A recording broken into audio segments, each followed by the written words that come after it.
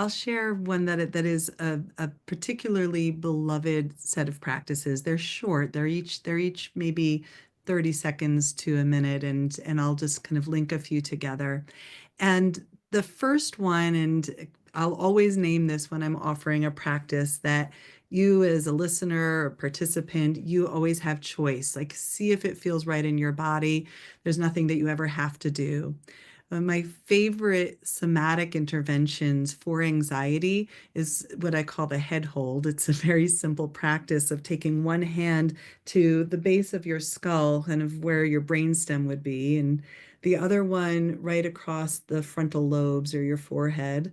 So you're essentially holding your head, and you can even sense that you're holding your brain underneath your skull and kind of giving a little bit of holding of yourself.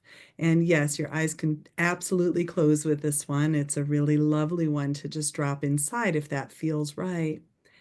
And then with that holding of your own head, starting to sense your breath. And sensing breath can sometimes be challenging if you have a history of anxiety. So if that doesn't feel right, just simply pay attention to the felt experience of your hands holding your own head. If sensing your breath feels accessible, I want you to really sense the most upper pathway of your breath. So if you breathe through your nostrils, if you breathe through your nose, sensing how that breath can move into the sinus cavities, and almost imagining as if you had lungs in the two sides of your brain, that you were to fill that whole space of your head with your own breath, and simultaneously having that containment of your hands holding your own head.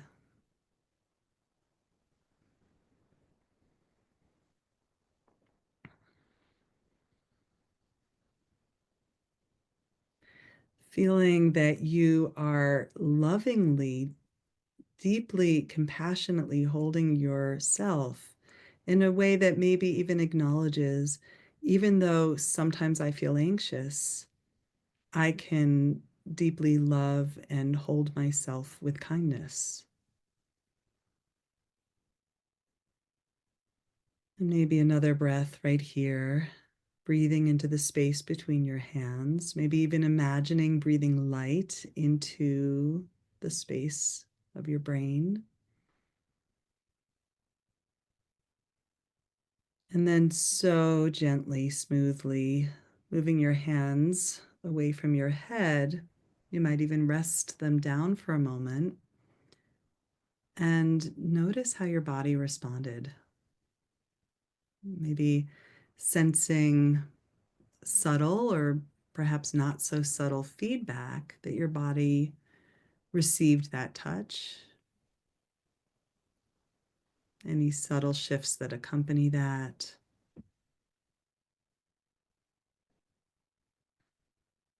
And I'll offer one more layer to this, and again, receive or engage as only if it feels right for you.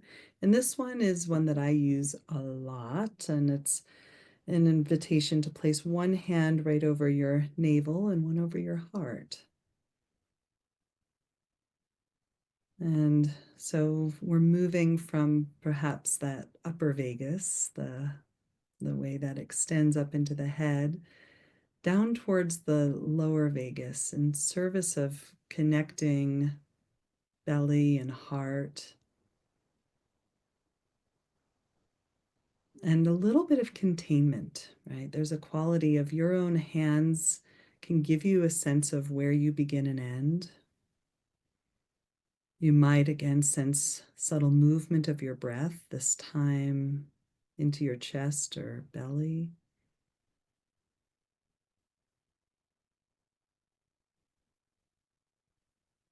And you can even offer up that gentle affirmation or phrase of self compassion that even though sometimes I feel anxious or worried,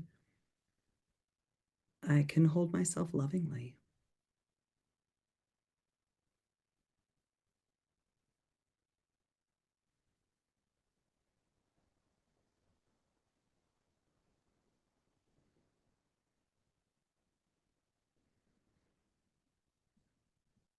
And once again, slowly in your own time, letting your hands move away from your body if they were there.